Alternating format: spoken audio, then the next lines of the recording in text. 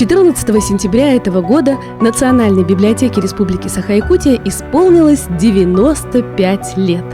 Это возраст мудрости, подводятся итоги пройденного пути со всеми его победами, достижениями и проблемами. Ясно видятся перспективы развития. С 1925 года библиотека прошла большой и сложный путь становления и развития до крупнейшей на северо-востоке нашей страны. Сегодня библиотека становится центром информации и информирования общественной и культурной жизни республики. –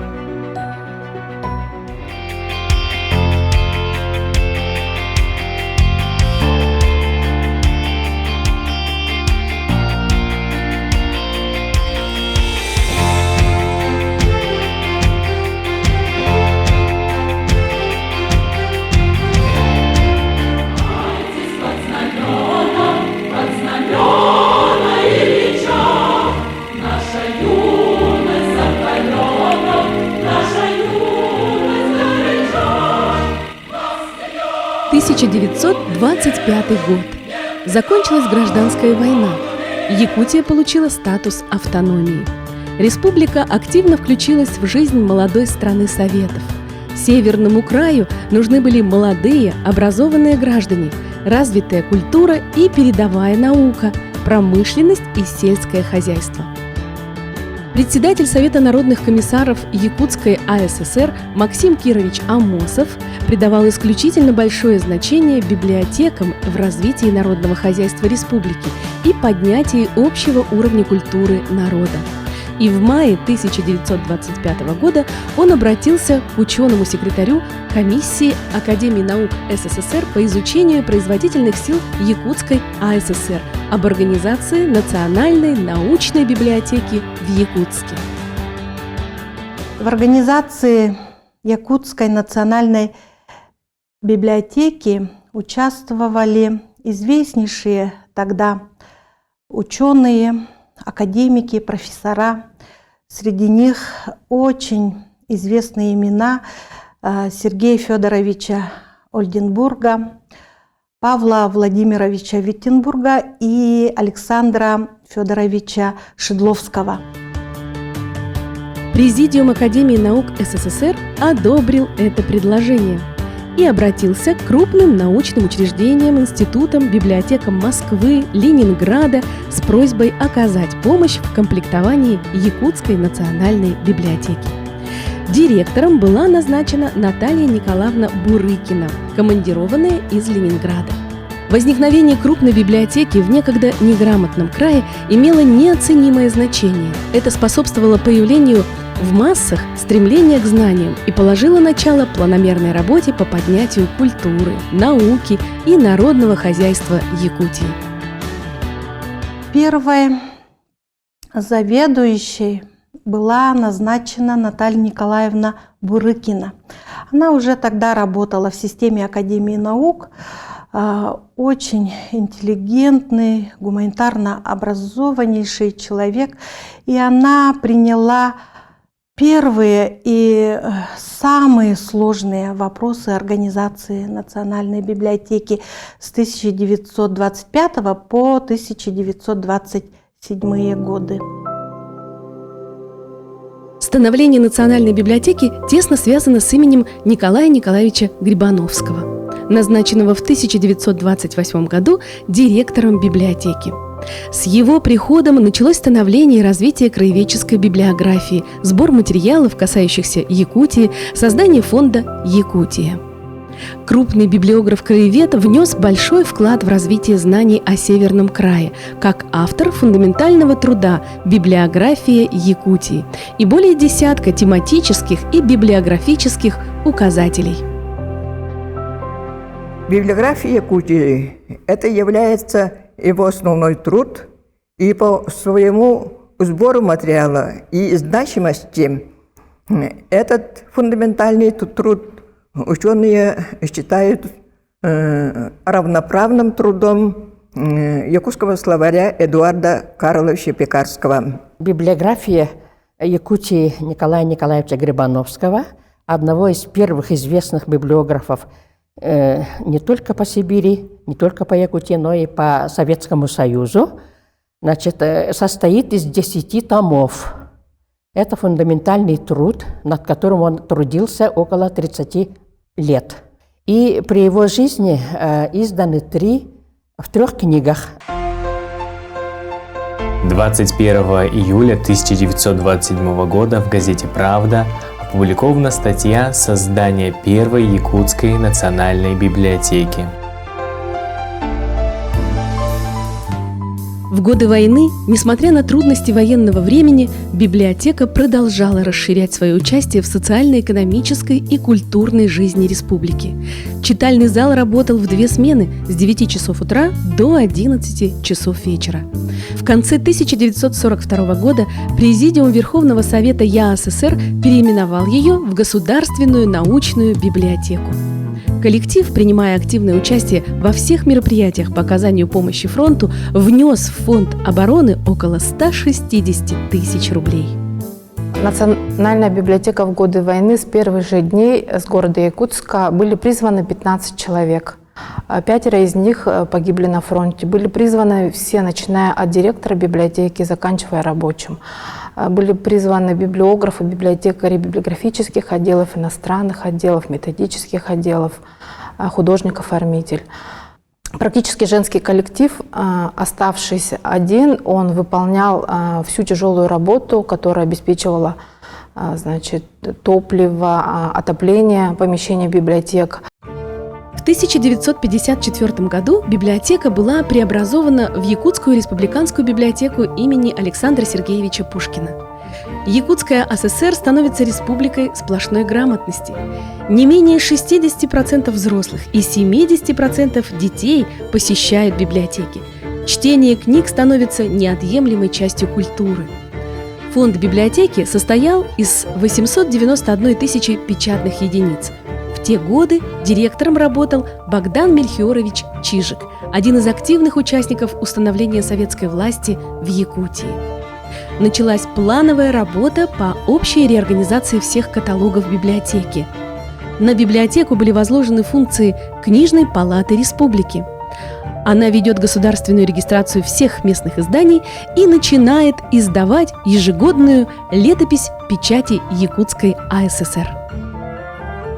Вот и надо сказать, что первый выпуск был издан в 1960 году, и он охватывал издание за 1958-1959 годы. И уже последующие годы, значит, летопись печати стала выходить ежегодно. В этих указателях регистрировались книги, и за издания, нотные издания, карты, рецензии, авторефераты, диссертации. С 1971 года стали учитываться уже статьи из журналов и газет, выходящих в республике. С 1962 по 1975 годы в должности директора работал Захар Тимофеевич Тюнгюрядов. Он восстановил планомерную научно-издательскую деятельность. Среди особых заслуг – строительство и ввод в 1973 году нового здания библиотеки. Здесь разместились 10 читальных залов, было открыто 4 новых отдела. С внедрением нового устава и структуры произошли изменения в содержании работы библиотеки. Повысился ее престиж, роль как научно-методического центра. Но надо сказать, что самым динамичным, ярким периодом развития национальной библиотеки считаются 70-е и 80-е годы, когда у нас эти годы это была организация библиотечного обслуживания в Южной Якутии, в строительстве Байкало-Амурской магистрали, централизация библиотечной сети, внедрение библиотечно-библиографической классификации, усиление информационной функции библиотек и, конечно же, координация и кооперация библиотек всех систем и ведомств нашей республики. В годы репрессий книги Платона Алексеевича Аюнского подлежали изъятию и уничтожению, но библиотекари Пушкинки спрятали эти издания на полках книгохранилища. Легендарная Иулиана Наумовна Полицинская начала свою работу в библиотеке с самого начала ее основания. 1 августа 1927 года она была принята на должность младшего библиотекаря. Через месяц, в сентябре, когда библиотека открыла свои двери, Юлиана Наумовна приняла своего первого читателя. Она проработала в библиотеке 50 лет. Полицинская уже при жизни была легендой. Они рассказывали очень много историй. Вообще у нее был очень интересный жизненный путь. И в личностном плане, и в плане профессионализма, потому что 50-60 лет на одной работе, конечно, это как бы обязывает. В любом случае, она была легендой. В 1990 году библиотека вступила в новый этап своего развития. Ей был придан статус национальной библиотеки. Это был не только акт исторической справедливости, но и импульс для развития родовых функций библиотеки. А через 2 года она была отнесена к особо ценным объектам национального достояния республики. Это единственная библиотека, где наиболее полно собирается и хранится духовная культура этноса. Это национальная память. Книгу необходимо иметь на родном языке народа, ее читающего, ведь язык – это основа национальной культуры. Самая главная родовая функция национальных библиотек – это сбор и сохранение документальной, духовной, культурной памяти народа для будущих поколений. И Национальная библиотека сегодня как раз и действует по этому закону. Научно-исследовательская работа в библиотеке была определена в трудах Николая Грибановского. Это издание трудов и материалов библиотеки, развитие научно-библиографической деятельности. Эти направления были и остаются флагманскими. Научно-исследовательское книговедение стало целенаправленно развиваться в начале 90-х годов прошлого века. Неоценимый вклад в развитие книговедения внесла Евдокия Павловна Гуляева. Ею очень точно реконструирован весь репертуар якутской книги. То есть книг на языках народов Якутии. Благодаря ей мы можем знать прямо с точностью до одного экземпляра и названия, в каком тираже была издана эта книга, когда, кем. И буквально ею определены хронологические периоды, города, все люди, которые были ответственны. И благодаря этому самому репертуару, который у нее опубликован в виде приложения в монографии, был составлен так называемый сводный каталог якутской книги. В 1935 по 1938 годах библиотека носила имя Ивана Николаевича Винокурова. В 1949 по 1990 года имя Александра Сергеевича Пушкина. Фонд библиотеки составляет более 1 600 000 экземпляров, включающий литературу на русском, якутском языках коренных малочисленных народов Севера. Это уникальное по содержанию собрание национальных, краеведческих, отечественных и зарубежных документов на разных носителях информации. Вопрос сохранности и безопасности всех фондов сегодня очень актуален. В этом направлении ведется системная работа.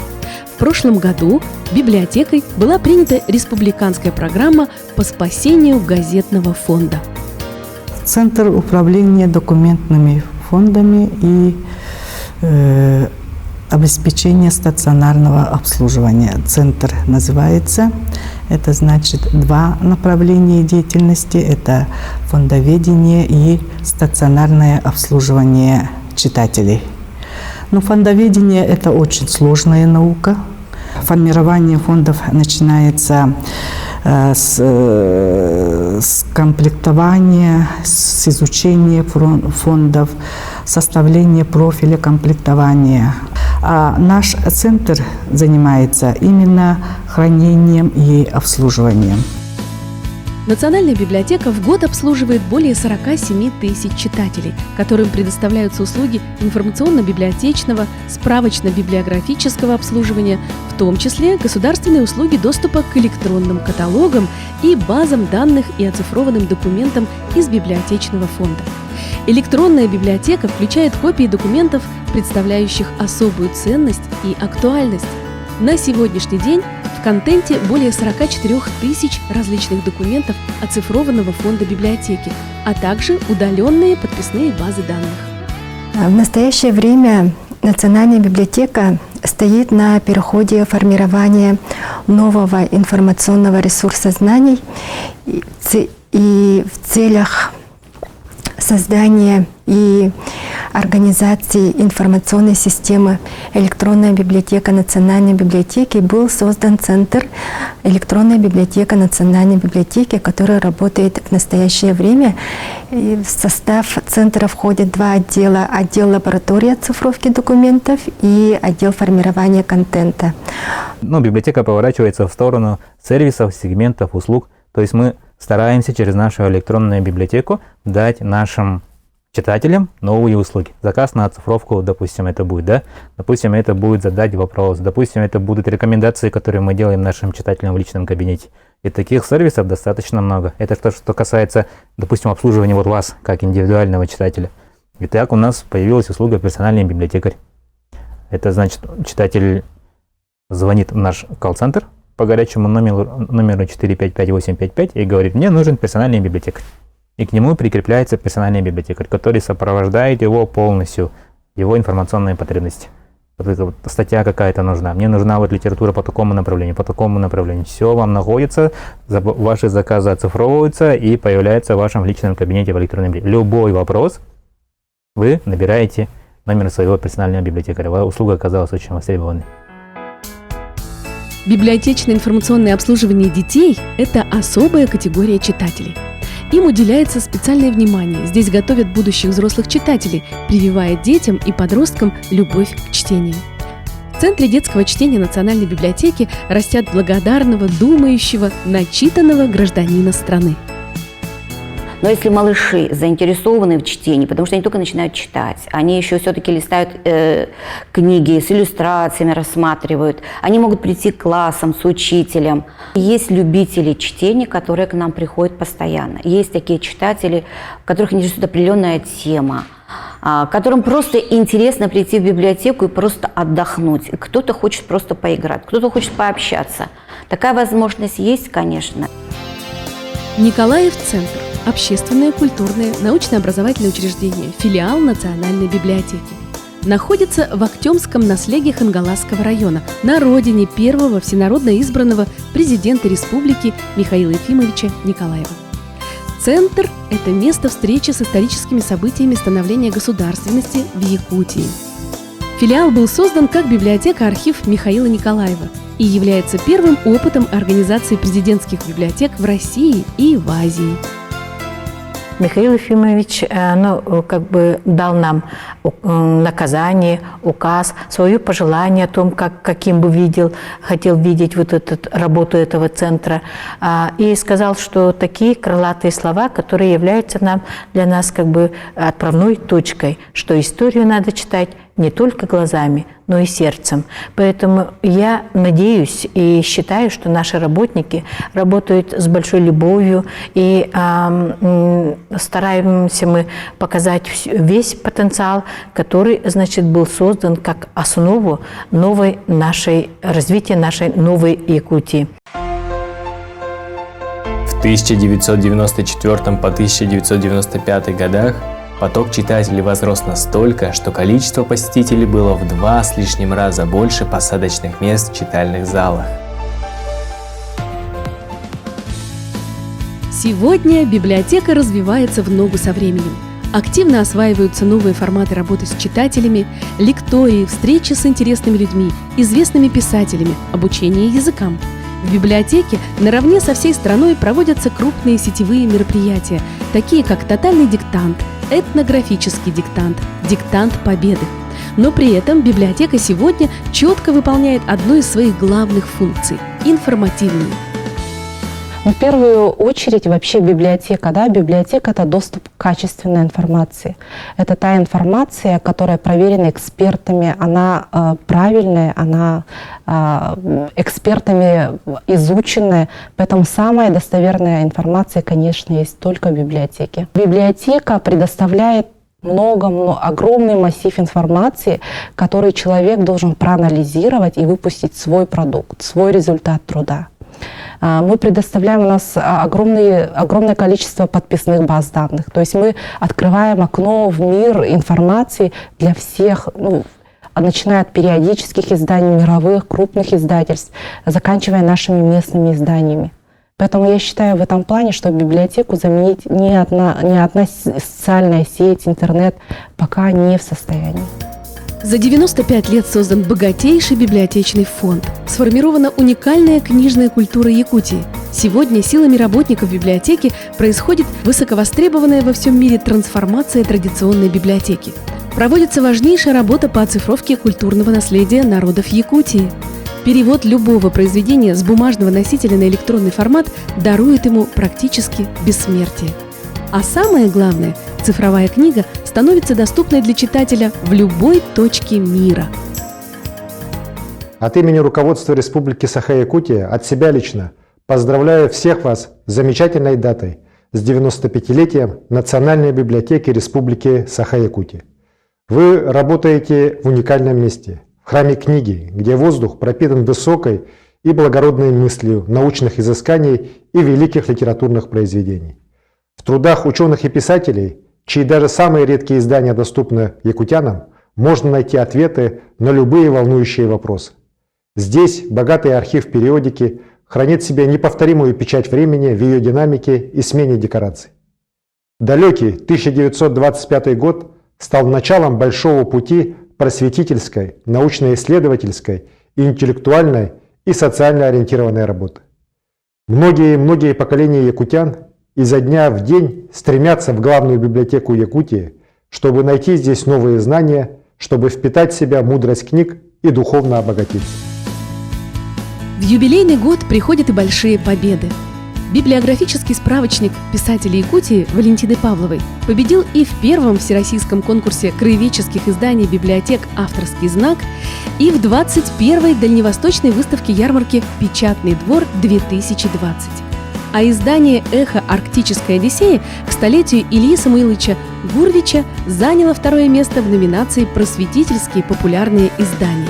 Книга театра оперы и балета «Том 2. Библиография» получила второе место в номинации «Краеведческие библиографические указатели» в том же престижном всероссийском конкурсе «Авторский знак». А буквально на днях случилось долгожданное событие. Республика Саха-Якутия признана литературным флагманом России. Впервые в истории наш регион встал на пьедестал победы в одном из самых престижных всероссийских конкурсов, оставив позади 81 регион Российской Федерации. Организатором всероссийского конкурса «Самый читающий регион» является Российский книжный союз при поддержке Федерального агентства по печати и массовым коммуникациям. Оператором, формирующим заявку, как и в предыдущие годы, выступила Национальная библиотека Республики. Сегодня библиотеки работают только на развитие общества.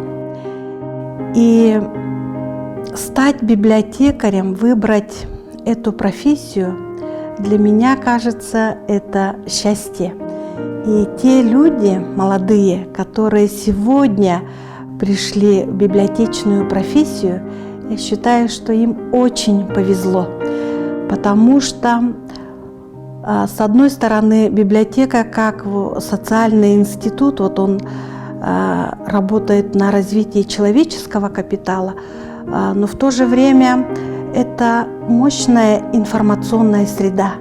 И информационная составляющая библиотечной профессии, она дает вот именно тот импульс сегодняшнему специалисту, что этот специалист вот как раз на гребне всего информационного, то, что требует современное информационное общество.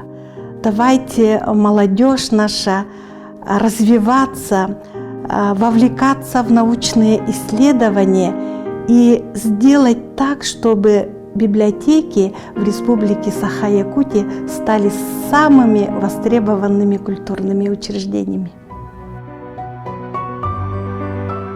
На сегодняшний день Национальная библиотека является одним из крупнейших культурно-просветительских учреждений и методическим центром 501 библиотеки Якутии. Миссией Национальной библиотеки Якутии является сохранение документального наследия народов республики как часть их культурного достояния для настоящих и будущих поколений народов мира, а также обеспечение доступа к национальным российским и мировым библиотечно-информационным ресурсам.